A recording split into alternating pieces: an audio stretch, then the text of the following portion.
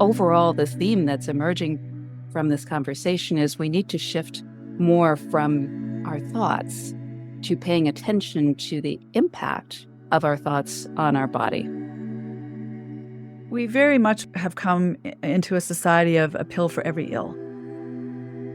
And this pill will fix me. In naturopathic medicine, we're about what's the root cause. If you visualize a tree, there isn't just one root to a tree. There's many roots to a tree. So you can have a few root causes to your mental health concern or autoimmune disease or cancer, whatever the condition that is affecting the physical body. The ground for healing, the soil for healing is regulation and settlement of this nervous system.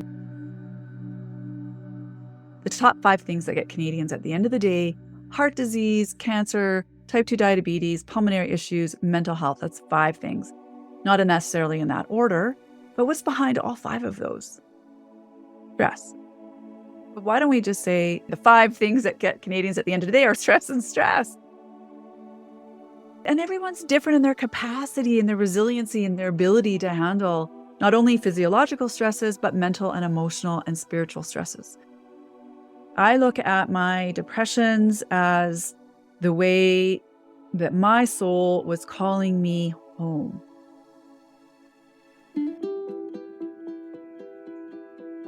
This is the Gifts of Trauma podcast. Stories of transformation and healing through compassionate inquiry.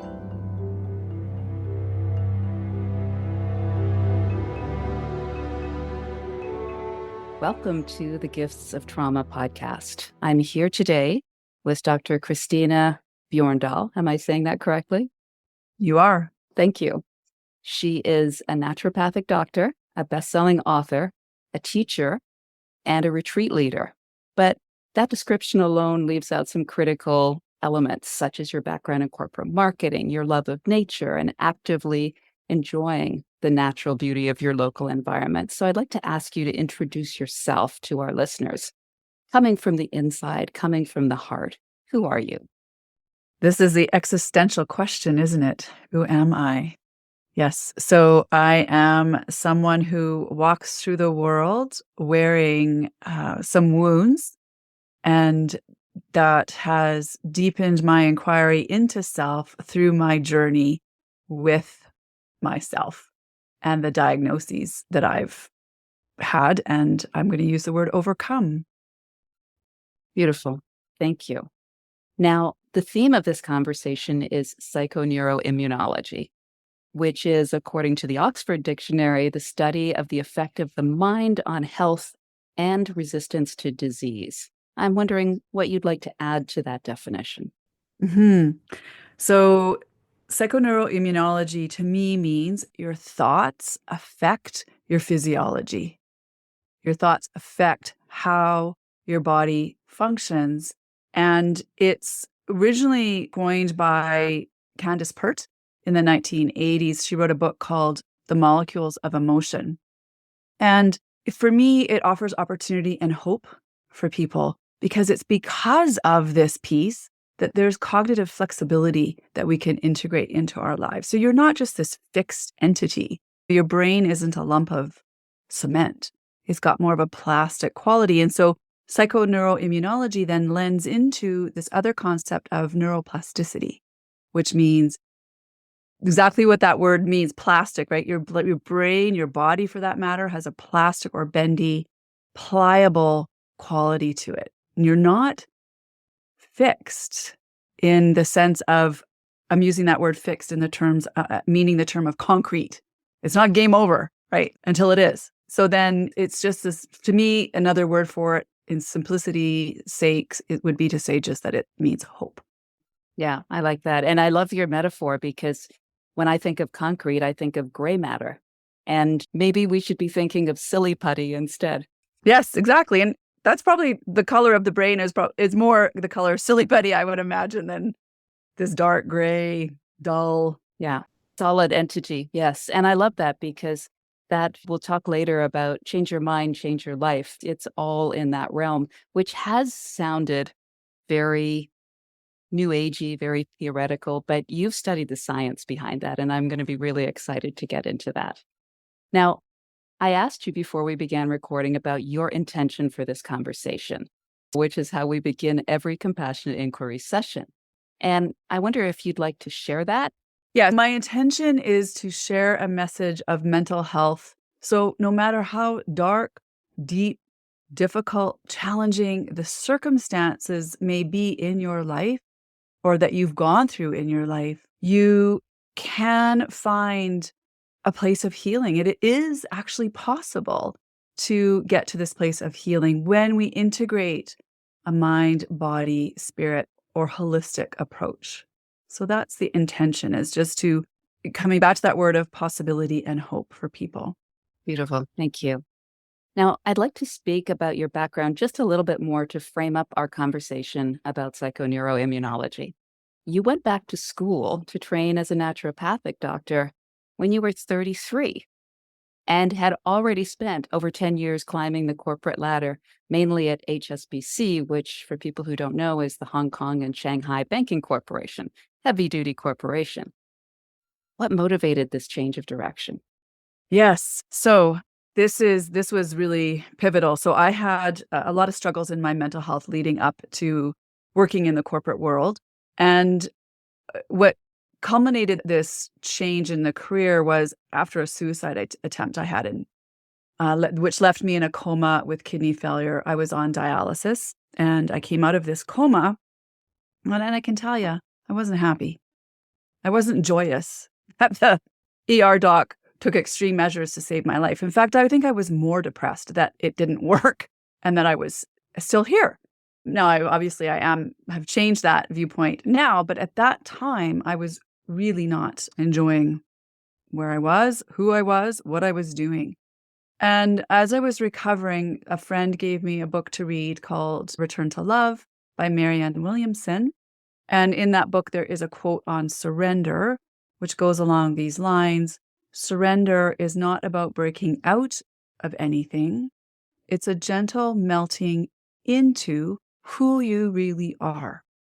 So you take off the mask, or you let down the armor, and you discover that all God needs is one sincere, surrendered moment where love matters more than anything, and nothing else matters at all. And so I'm reading this book, has the word love in the title, and there's the word love in that paragraph that I just cited. And it dawned on me that, goodness me, what does that word even mean? And also, because I did not expect to survive that attempt, I'm a recovering overachiever, so I really did not expect to survive. And so here I am, I'm thinking, how am I going to navigate my way forward now from this? And I didn't do this to be handicapped. I'm on dialysis. Like, it was just so much for me. And so I had to reconcile, why am I still here? And how am I going to move forward from this deep, dark, the bottom, right? And what does this word mean, love?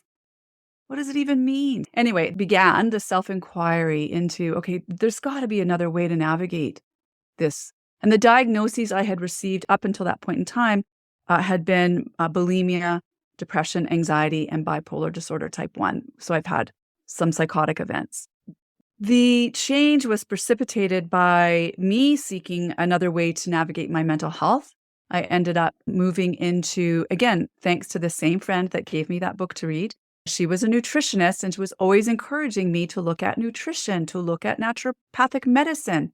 I grew up very much in a Western model family. So those concepts were foreign to me. Even the word depression, I didn't understand it, except for in the economic sense of the word, because I was a commerce student.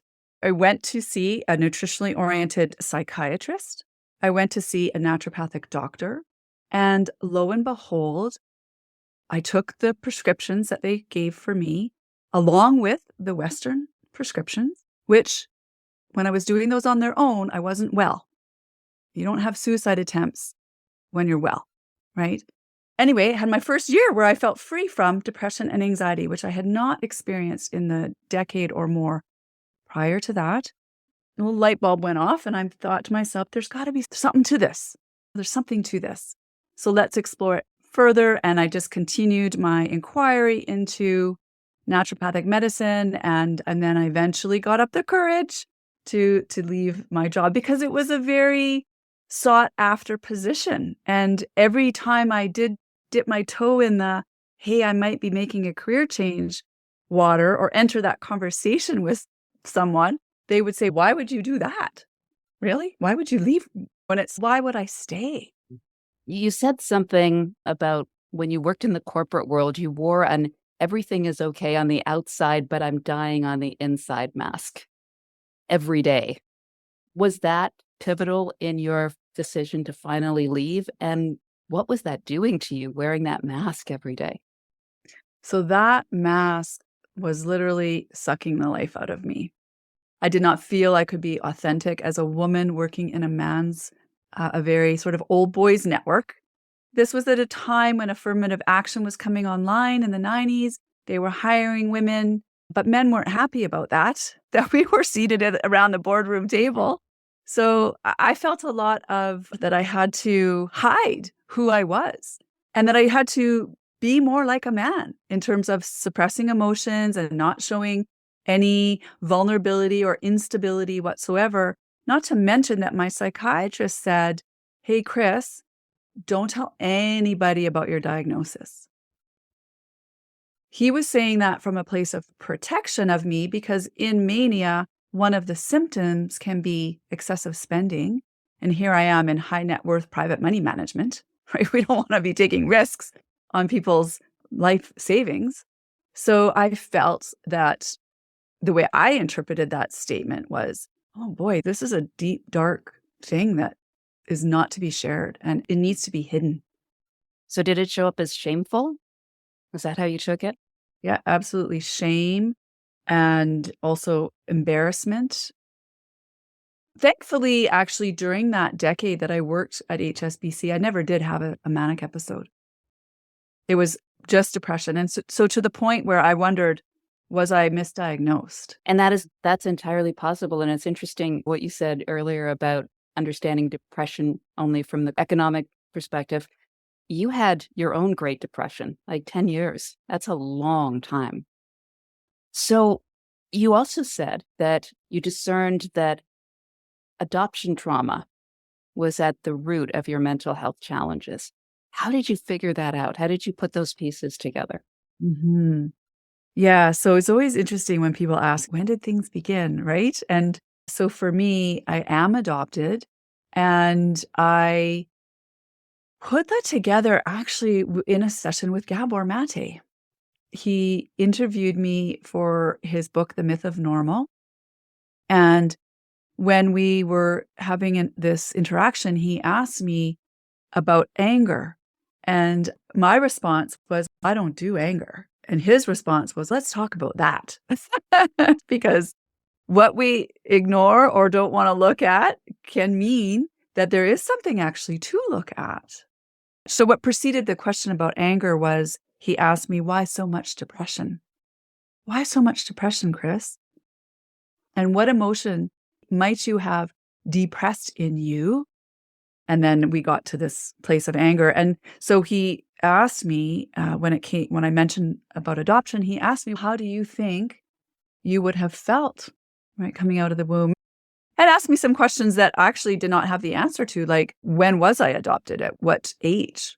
I didn't know the answer to that. I knew I was adopted early on, like within the first 3 months of my life, but I couldn't tell you whether it was 3 hours, 3 days, 3 weeks, or 3 months. So he sent me home with some homework to look into that. But basically, we talked about that wound that can happen and then how you then are wired as a result of that initial experience. So it was quite impactful and very powerful to make that connection because I walked through the world from a very young age thinking that with the belief that I wasn't wanted, not for lack of my parents trying, but because the way I learned that I was adopted when I was young, 5 years old, It was explained to me, but the way I processed it in my brain was, I'm with these people temporarily, and I wasn't wanted. So what do you do with that? What do you do with that? Understandable. Understandable, because as little children, things are either like things are forever or they're not. They're temporary. So, gosh, and I was curious when I learned that you'd been interviewed by Gabor for The Myth of Normal. I was wondering what that experience was like. It sounded like a compassionate inquiry session, that conversation. Yeah, it was. Not knowing that was what was happening, but, at the time, but of course, yes, it was. It was very impactful and very helpful to have that conversation with him. Wonderful. Now, I'm just going back to your bio here a little bit. After undertaking additional training in mind-body medicine, you've got your naturopathic doctor certifications, and you took additional training in mind-body medicine, including cognitive behavioral therapy, orthomolecular medicine, compassion-focused therapy, mindfulness-based therapy, and Gestalt therapy. What specifically attracted you to compassionate inquiry? Because that's a lot. That's a lot of training. That is a lot of training. So what specifically attracted me to compassionate inquiry was the two co-founders, Gabor Mate, who I'd been following and learnt about in my naturopathic training with his book, When the Body Says No. And my husband actually did a retreat with Gabor in 2006. I was there as well. So we spent a weekend together at Hollyhock, and he was writing in the Realm of Hungry Ghosts at the time. And then Sat Dharam Kaur is a naturopathic doctor who I studied with for her Healthy Breast teacher training. So both of those two teachers were very impactful in my life. So that's what really drew me to it. And also at my own search for healing within myself and to help further guide my patients to healing. Because I started mentioning that I went to see this nutritionally oriented psychiatrist, Dr. Abraham Hoffer, who is considered the father of orthomolecular medicine in Canada. And for people who don't know what orthomolecular means, it just means right molecule for your individual needs. He worked with two foundational people. One was Linus Pauling, who won 2 Nobel Prizes, which is incredible. Gosh, to win one in your lifetime is incredible, let alone 2. So he was a very regarded scientist. And another named Humphrey Osmond, who is influential in the psychedelic movement back in the 1950s. So Abraham Hoffer himself was a very prominent Canadian psychiatrist. And then I was seeing a naturopathic doctor, and that was all the physical level. That was all physical level. So what I mean by that is nutrition, nutraceutical, botanical remedy versus psychiatric prescription medication. But that got me, as I mentioned, for at least a year. I felt depression free. Then I tapered off most of my medications, remained well until I didn't. Had another depression, another suicide attempt. So here I'm thinking, okay, obviously there's more to the puzzle here. And that's what caused me to pursue the mental, the emotional, spiritual, and the subsequent training in how to work with the mind and the body connection. I suspect you're someone who will probably never stop training. Yeah. Quintessentially curious. It's your nature. So that explains that.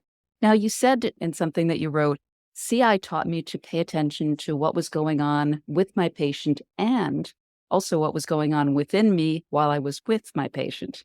That attention shift was pivotal to my internal spiritual growth and healing. I wonder if you could say a bit more about that. Mm-hmm. Yes. So in naturopathic medicine, in my training, we were taught to really everything. It's about the patient. And especially in one of the modalities in naturopathic medicine is homeopathy. And in homeopathy, it's about being a keen observer of everything that the patient's doing, movements, hand gestures, tone of voice, cadence of speech, etc. So you're really taking in a lot. There was not the emphasis, though, on what's rising within you, though. And this word of being activated or triggered. And that can happen when you bump up against yourself, and another's perhaps your limitations meeting theirs.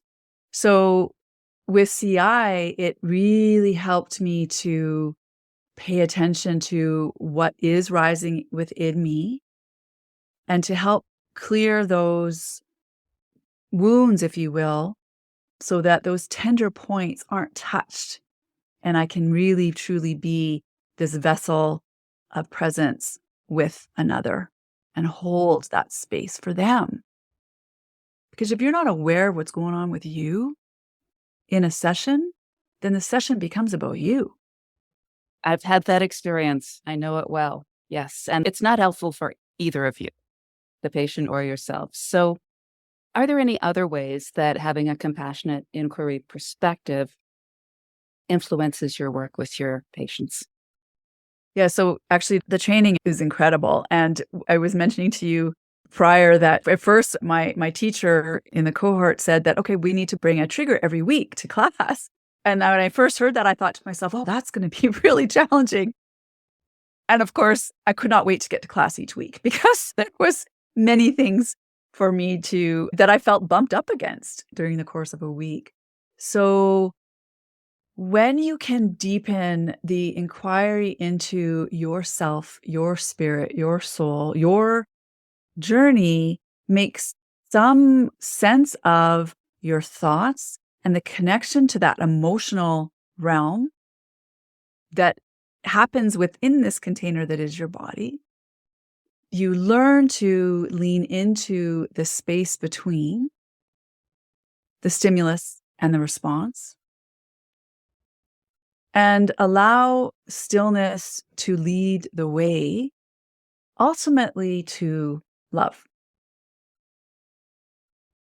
That is what the compassionate inquiry process has taught me. And as you mentioned before we hopped on the recording, that all parts of you are welcome here, right? And if someone, as I mentioned, who is wearing this mask, there were many parts of me that weren't welcome. Understood. Yeah. I was just going to say, when you chop those parts off of you and you disconnect, then you're not whole. Now you become a Dali-esque version of yourself, floating parts connected with perhaps strings. Well, that is an uncomfortable image. I'd really invite you now. I'd love to hear some stories, your own or others, that really illustrate how this connection we've been discussing about what we think and how our body responds to our thoughts can either increase or decrease our health and vitality. They're just going to illustrate for our listeners what exactly psychoneuroimmunology is all about. So to frame that, I'll just mention that there's these four areas to all of us. So physical, we've mentioned, mental, emotional, spiritual. And if you can visualize those as concentric rings, like a bullseye, spirit at the center, and then the emotional, mental, and then physical. But this is fluid. There's no silos within the human body. So everything is flowing and interacting within each other. So I mentioned that I started on that physical level and I did well for a period of time, but then I didn't. And so part of that was because no one, and this is a key thing as well that Gabor highlighted in the interview that I had with him, which was, did anyone ever talk to you about trauma? With all the practitioners that you've seen, and as amazing as they are, did that word come up? And I said, no, not once. So recognizing, and his definition of trauma is it's not about the event, right? It's about the beliefs you made as a result of that experience. So the thoughts and the emotions, they are intertwined sometimes, and they happen. Your thoughts lead to an emotion, which lead to another thought, which leads to an emotion, which leads to a thought. We can go round and round. And this is where people are often stuck when it comes to depression and anxiety. And if we visualize a triangle with mind, body, spirit at those points of the triangle, mind is another word for your thoughts. Body is where you experience the emotions. And so that's where we're stuck in this thought emotion cycle. But we need to bring in this concept of spirit. And by spirit, I'm not referring to religion. I'm referring to one word. Do you know what it is? Wholeness? Breathing. Breathing. Very good. Okay. Yeah. But breathing leads to wholeness. Yeah. We don't do too well without breathing. We don't do well at all. The difference between me and you and a person listening and a cadaver Is breathing. life flow. Yes. And in other traditions, right? It's prana, it's chi, it's in Western medicine, it's breath. The first step here in the psychoneuroimmunology connection is to recognize your thoughts. We need to enter this circle that we're stuck in, this spiral, either spiraling down to the depths and darkness of depression, spiraling up in anxiety, or completely off into psychosis. That's the full range of human experience. It's a full range of human experience. I'm not saying it's comfortable. I've been in both extremes of that spectrum, but I can tell you it didn't serve me to hear from doctors that it wasn't normal. That did not help me in my journey. That just caused more suppression, more shame. The first step is to recognize we enter the circle from the thought perspective. What are you thinking? What is the nature of your thoughts? Understand that thoughts create neuropeptides. Neuropeptides affect the hormones that get produced. Those hormones that get produced in turn affect how you feel. We've got a little bit of a chicken and an egg problem here. Your nervous system is the king system. The autonomic nervous system has two branches, sympathetic or parasympathetic in scientific terms. In other words, we can use danger or safety, stressed, relaxed, sabotage, support, hurt, help, critical, or kind. I could go on. I'll leave it with ego versus soul, or fear versus love. You can only be in one state at any given time. So the question becomes, what state are you in any given moment? Knowing that states are changeable and flexible.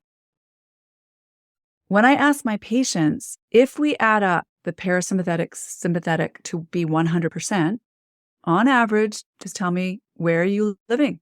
Is it 60-40? What is it? Most people say 70 to 90% in the sympathetic. That's a problem because one of the premises of naturopathic medicine is nutrition.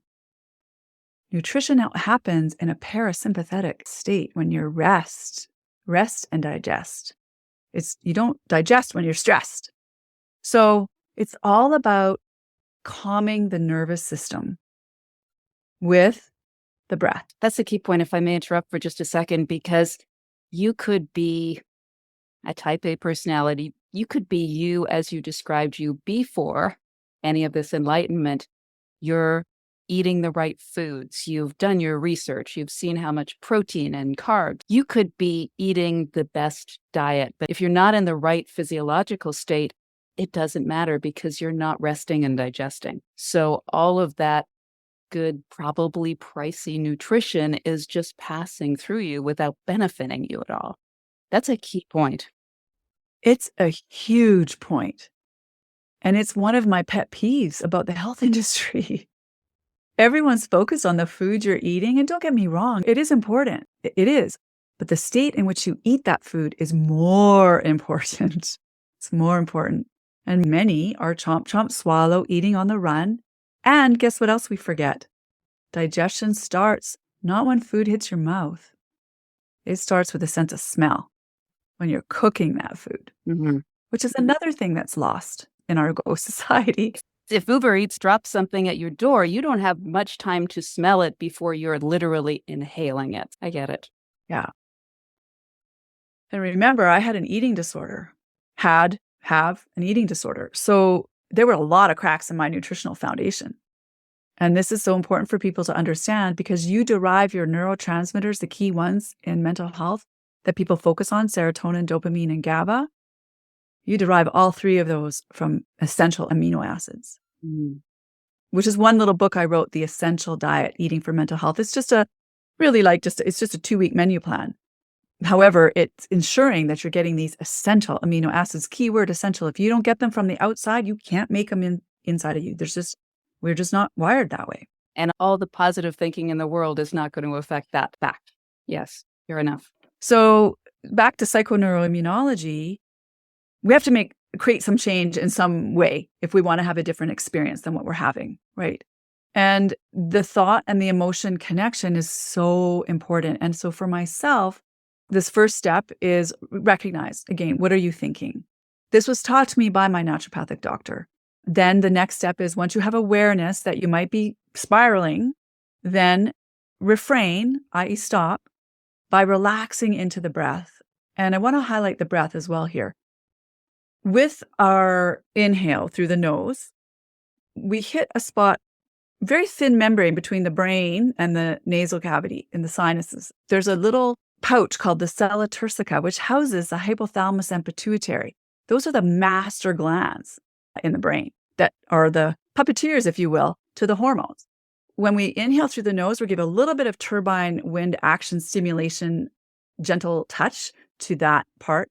And when we use our diaphragm to fully inflate our lungs, sitting underneath the diaphragm on top of our kidneys is our adrenal gland, which in response to stress is producing a hormone called cortisol.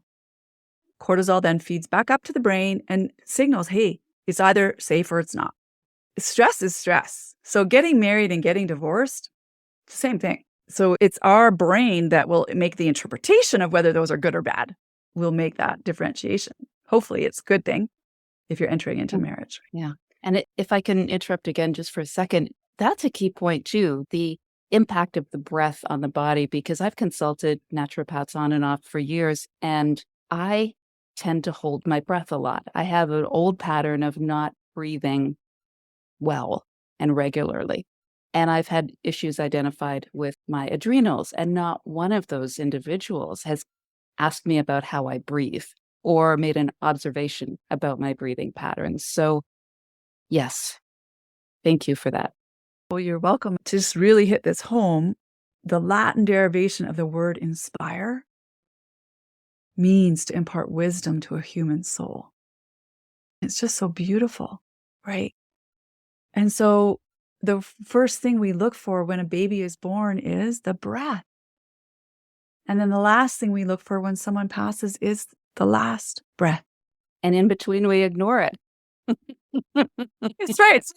Somewhere between the first and the last, we forget how to do it. So when you recognize that you're in a thought that's maybe not kind to yourself, that's critical, that's negative, whatever it is, let's refrain. And the way I do it, I like to put the right hand on the belly, the left hand on the heart. And the reason is we want to connect with the body. Right side of your body is the yang side. Belly button is a yin area. You were connected in the womb to your mother through the belly button. Where your right hand is now represents the first and second chakras. This has to do with your sense of security, rootedness, connectedness, groundedness in the world. Left side of your body is the yin side. In Chinese medicine, this is the healing side. I suggest to connect it with the heart, which is a yang organ. So we're balancing yin and yang energies here. Heart here is the fourth chakra in Ayurvedic medicine, has to do with the meeting of the mind and the spirit. Also, here in the heart center, there's more electrical activity happening here than there is here in the brain. Super powerful. And coming back to digestion, there's more serotonin receptors between these two hands than there is in your brain.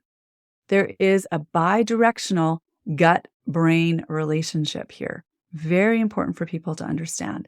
And lastly, if we are using that diaphragm and really elongating the breath, you want to feel that right hand move when you take a breath. So what I have patients do is we look outside the window at something in nature, cloud, tree, flower, whatever you happen to see out your window. We put our hands here and I say, let's just take 2 deep breaths and we'll just stare at this thing in nature. So we do that. I come back after the 2 breaths and I say to my patient, was anything going on upstairs when you were taking those 2 deep breaths? And they usually say, no, like shocked, no. And I say, here's the thing. The ego is a busy place. It's busy throwing off opinions, comments, suggestions, ideas, judgments, some of which are helpful, most of which are not. We just interrupted that thought emotion cycle. We got in the gap, the space between. So now let's enter this next moment with a rephrased thought that can perhaps serve you. So what was the problematic thought and what could be a rephrase? Now I want to highlight this because for me, you mentioned this earlier, change your thoughts, change your life. I was resistant to this for many years. And I do feel that I struggled probably a decade longer than I needed to because of my resistance to that one thought. Change your thoughts, change your life. Why? Because I felt you were telling me that I was causing intentionally my depression, that I was to blame.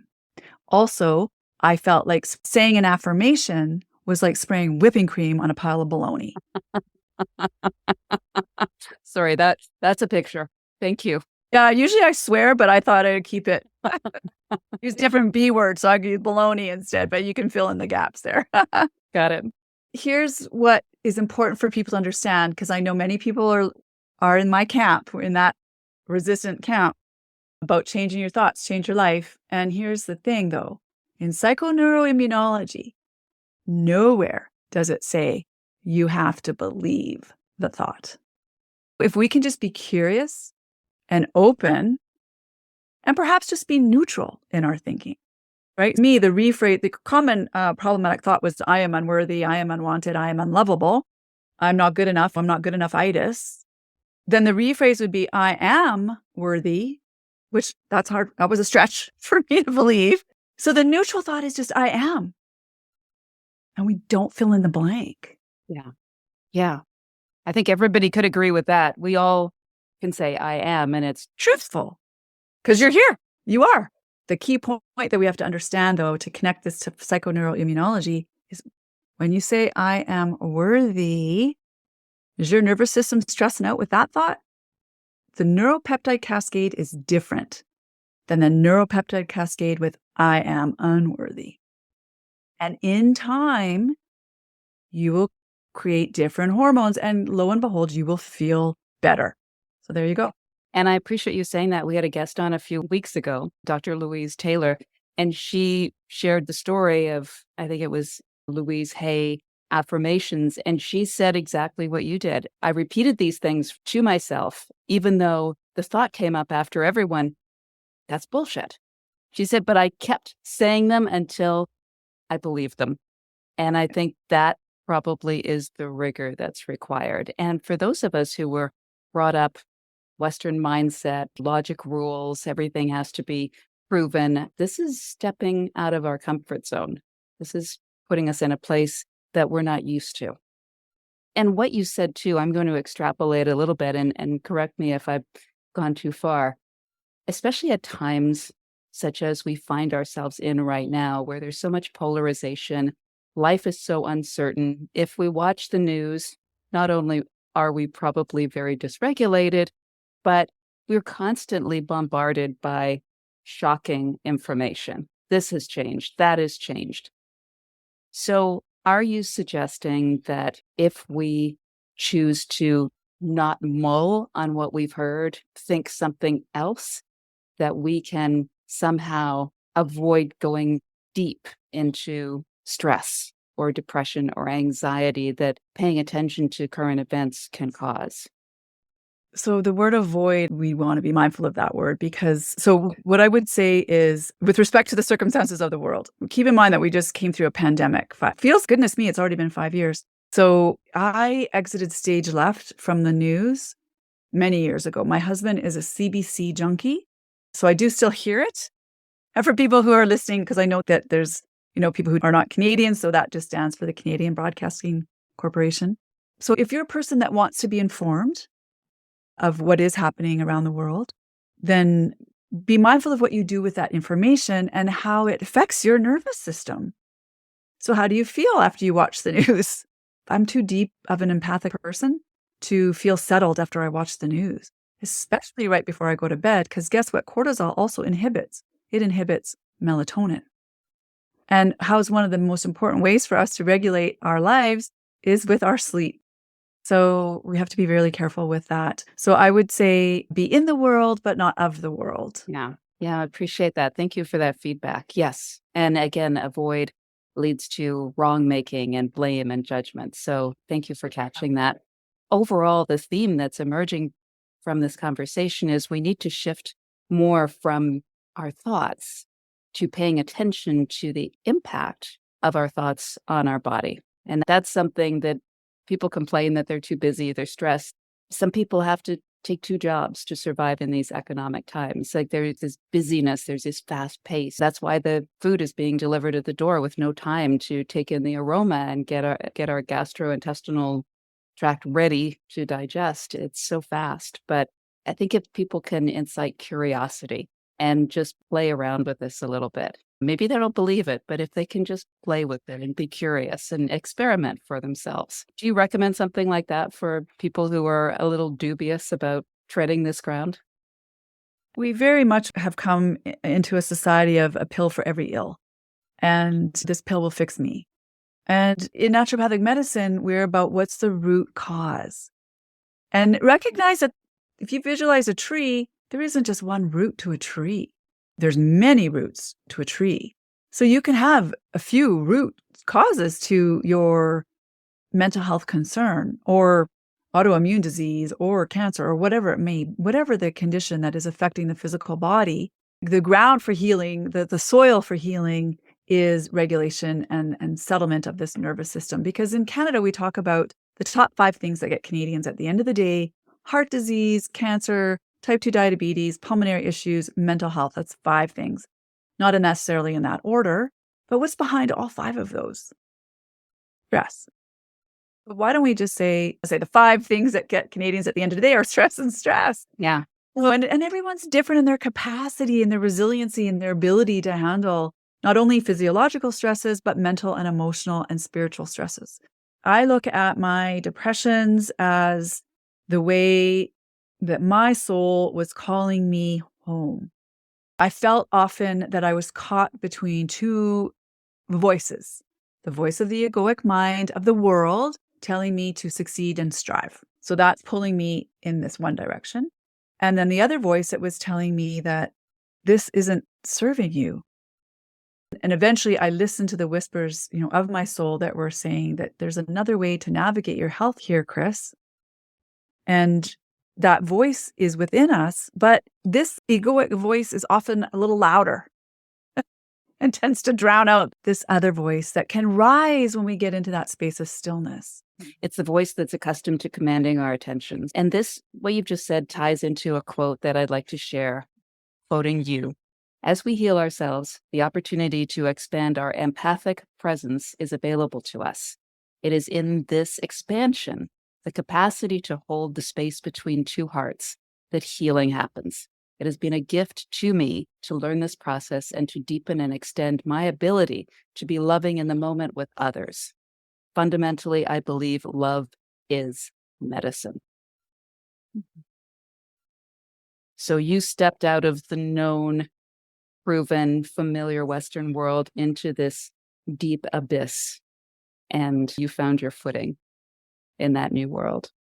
Yes, thank you. We're all on a journey, and there's going to be some potholes, right? There's going to be some hills to climb. There's going to be some fun hills to go down too. But it's really, I think for me, I didn't feel that I could share or speak to, as we talked about it earlier, this condition at all. I didn't tell anyone. If my psychiatrist did not ask me point blank, do you have a plan to take your life this weekend? I wouldn't offer it up. As patients, my advice to someone who's listening, because we're all patients at the end of the day, my advice is we can't read your mind. And so if you can just share your truth, and again, that requires a few key things. It requires safety between the clinician and the patient. It requires connection and vulnerability, and there's many things that need to be established. It requires space and time. I remember going into my doctor's office and 5-minute appointment and 1 complaint only, please, per visit. Muffle your complaints. Just bring 1. I laugh, but that's actually not funny. I'm wondering, you've generously shared your story as the model for what you've been through and what you offer your clients. I wonder if you could just paint us a little picture of the before, Dr. Chris before the transformation and Dr. Chris now. I'm sure it's a huge contrast. You mean like before, like when I was in working in the corporate world and now? Yes. Oh, goodness. Yeah. Really the yin and the yang. When I was the corporate Chris, if you will, I was very buttoned up. You were never going to see me sweat. I will always perform for you. I will always overachieve and outbeat the other guy. You tell me to jump, I'll ask you how high. That's how I operated. Very much in a suppressed state. I've heard Dr. Mate speak of this and other spiritual teachers. A beach ball, if you try to push a beach ball under the water, it's going to bounce up in your face. And that's for these emotions that we hold. So the clinician Chris is one who is truthful in my expression and vulnerable with my patients. I'm not above them. I'm alongside you. I might be one, perhaps, little inch showing my hand and extending my hand to maybe help you take a little step up, perhaps, or over or around or wherever we're going. You're really the ultimate healer here. It's not me, right? It's just that you've already done the journey. So you've walked the path ahead of those who you lead. That's beautiful. Now I want to speak about your books. Amazon describes your best-selling book, Beyond the Label, 10 Steps to Improve Your Mental Health with Naturopathic Medicine, as an inspiring and empowering guide to emotional freedom from a naturopathic doctor who took charge of her own life and mental health. Would you like to share a bit more for our listeners, what they could expect if they purchase your book? The reason I wrote the book was because there wasn't a book out there that spoke to actually healing some of these labels that we can wear them like it's us. And so I wanted to help people move beyond that diagnosis to this place of wellness and wholeness within, outlining the 10 steps that I feel are important. If we look at it like you're building a health house, so the body that you're in is your home for your soul during this experience on the earth. And so the foundation of a house is we've got cement, right? We've got to clear the trees, etc. So the foundation for me is nutrition, sleep, movement, and then managing stress. That's the foundation of your house. The next level of your house relates to this managing stress. What we've been talking about today, looking at our thoughts, managing our emotions, being with our emotions. How do we behave and react in the world? Or our ability or inability, in my case, to set boundaries. Then we want to look at the role the environment plays from 3 perspectives. We've talked about one of them, which is neuroplasticity. The other 2 are epigenetics versus genetics. That means genes slow the gun, lifestyle pulls the trigger, and the quality of the air, food, and water. There's chemicals that can be disrupting receptors in your body. You might be making neurotransmitters, no problem. But can they get into the cell? Then compassion, and then you got to build your house. You've built your house, where are you going to plant it? You got to plant it on a property that is rooted and grounded and based in love. Wrap it all up in love. So this is where self-compassion comes in, right? Basically, what is good for you? Like truly good in one step for yourself. If you can just pick one thing, is it more water? Is it more fruit, more vegetables? Is it protein? Just pick one thing, start somewhere. Because I know it can seem daunting, right? It can seem daunting. I know it was for me. It can seem daunting, but just dial it back for yourself. You don't have to get from 0 to 100. You just have to get to 0.5. Yeah, there's no high marks for overachieving in this realm. That's a null game in this world. You touched on this before. You wrote The Essential Diet, Eating for Mental Health. Also, Moving Beyond, which is a journal for self-discovery. That sounds interesting. Can you say a bit about that? So journaling has really been my way of conversing with my soul and also conversing with the egoic mind. I would always write out what happened, what was upsetting me, what's weighing on me. In the spirit of Louise Hay, who I also had the pleasure of meeting, I would always finish with something positive and gratitude. Let's not underemphasize the importance of having a gratitude practice can also shift the needle for you. Some of these simple things we just discount. My journal was often my best friend. And I really feel that this is a lost art or skill or tool in the age of technology. Putting pen to paper, there's nothing like it. I agree. I agree 100%. Now, I understand that you serve both people seeking physical and mental wellness support and also healing professionals. And I'm curious, do these very different groups come seeking similar or different types of support? Do they bring similar or different issues? Because they're quite distinct. So I think they're distinct partly because of the way our society's structured from the egoic perspective, because really at the end of the day, we are all just people. We're all just people. And so the labels of doctor is an egoic label. I'm a human. So this differentiation, though, it's important. So patients will seek my care and clinicians will also seek not only my care, but they'll seek my guidance. And how can I help guide? Because as you mentioned, I've seen naturopathic doctors and no one talked to me about how I was breathing. So I recognized that I fell into a little bit of a space between the medical world where there's the doctors and the naturopathic doctors, and then there's therapists and the counselors. And the therapists and counselors, they don't know as much about the role that nutrition can play. And then the doctors, they don't know as much about the role managing your mind and psychoneural. So there's a bit of a gap. And I feel like naturopathic medicine, for those of us who have additional trainings at Dharm Kaur and Alison Creech and Kate Hazlitt, and there's quite a few naturopathic doctors in the Compassionate Inquiry program, we bridge that gap.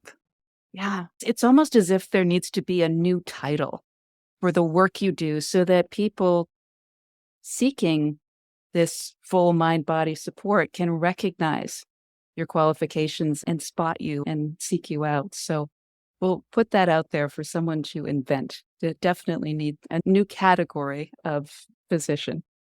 Yeah.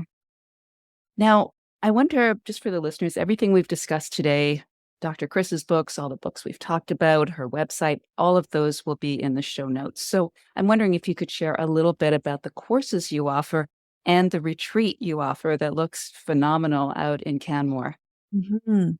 The courses that I have there's one for patients called Moving Beyond, and there's one for clinicians. So the clinician course was birthed out of this need to help clinicians deepen their skill set into this mind, body, spirit piece. So very good at the physical level, very good at telling you what to eat and the blood tests to do and functional testing, etc. But where they fall down a little bit is in this, how do I have conversations about thoughts and emotions, boundaries, etc. So that's where the clinician course was sparked. But the patient course came out of the book and patients reading the book and then wanting to work with me, but me not being able to see everyone because there's only 8 hours in a day that I'm willing to work. As a recovering workaholic. Yes. And very perfectionist type of person. At one point, I had a very long, lengthy wait list. And that's why I want to train more clinicians, because then they can then help more. If I work with one patient, perhaps the ripple effect might expand to their family and their circle of influence. But with doctors, they're seeing lots of patients too, right? Yeah. So that's where the courses, how they came about, and they're there for people. You can do it self-study.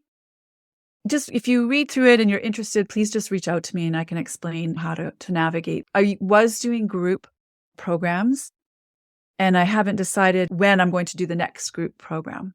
So there is a self-study and option available. And also you can go through the program and then have a call with me or two if you have questions or need some guidance or support. And then I'm working on a directory as well of clinicians that have taken the program and the training, so you can reach out to them as well. And then, okay, so the retreat, I call it the Mind, Body, Soul retreat. And I just love it. Kate Haslett is also a compassionate inquiry practitioner. She's one of the co-facilitators, as well as Dr. Julie Sepp and Jill Bullock, who's a mindset teacher and yoga instructor. And it was really the most healing happened at a profound rate for me when I attended retreats. The ability to be in a container, to step out of your life and to really be held in nature in particular with other compassionate souls. It was just so impactful for me in my own healing that then I wanted to offer the retreat or a retreat to people as well. So that happens in October. So if that's of interest to you, the landing page is there for you. Okay, great. And that will all be in the show notes. So we're coming to the end of our time together, Dr. Chris. Is there anything I haven't asked you that you'd like to speak about? I think the one thing I want to mention is just about the emotion side, because we talked about the thoughts and bringing awareness to, okay, what is the nature of the thought I'm thinking? Is it serving me? Where is it pushing me into that in terms of my nervous system state? And work with that, everyone who's listening. And I just want to mention the emotion side too, because those two drive each other. And the emotions, so there's a lovely book by Jill Bolte Taylor called My Stroke of Insight. She's a neuroscientist who had a stroke, and she realized that emotions themselves actually are only going to live for about 2 minutes, the pure essence of the emotion. But it is, in fact, our thoughts that drive them, perhaps, to live forever. In the case, perhaps, of bitterness and resentment, and forgiveness is another important step in the healing journey as well.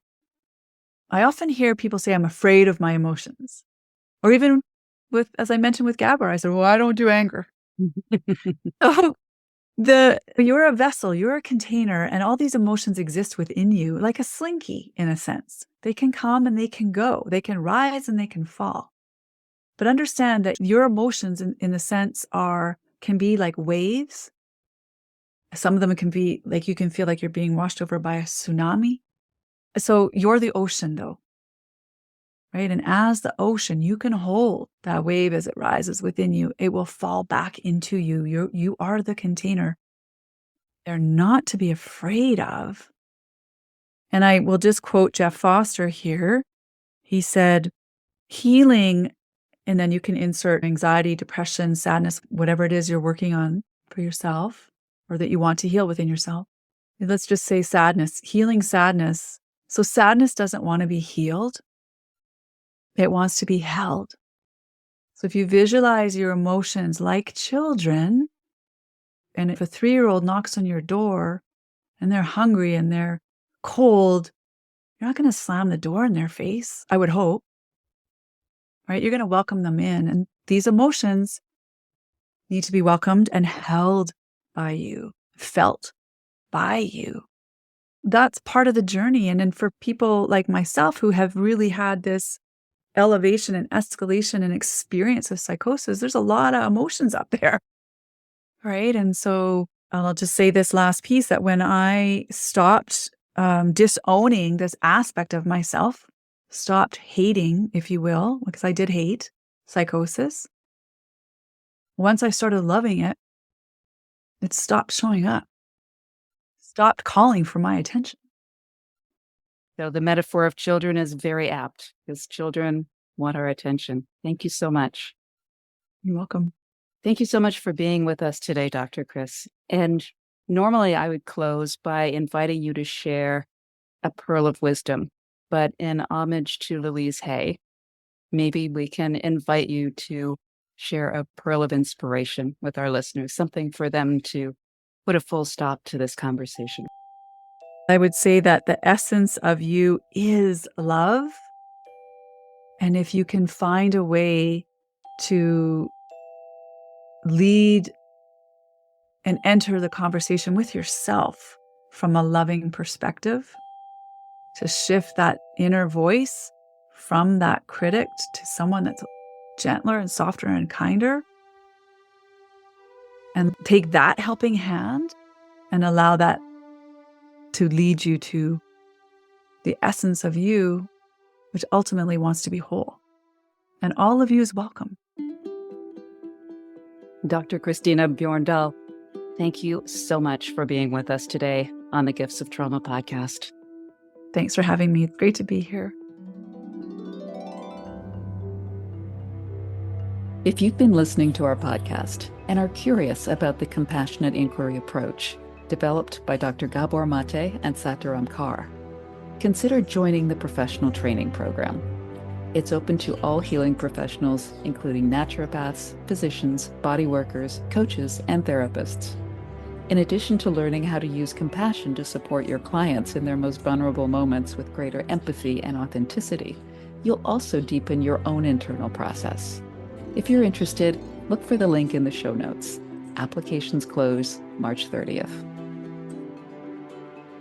The Gifts of Trauma is a weekly podcast that features personal stories of trauma healing, transformation, and the gifts revealed on the path to authenticity.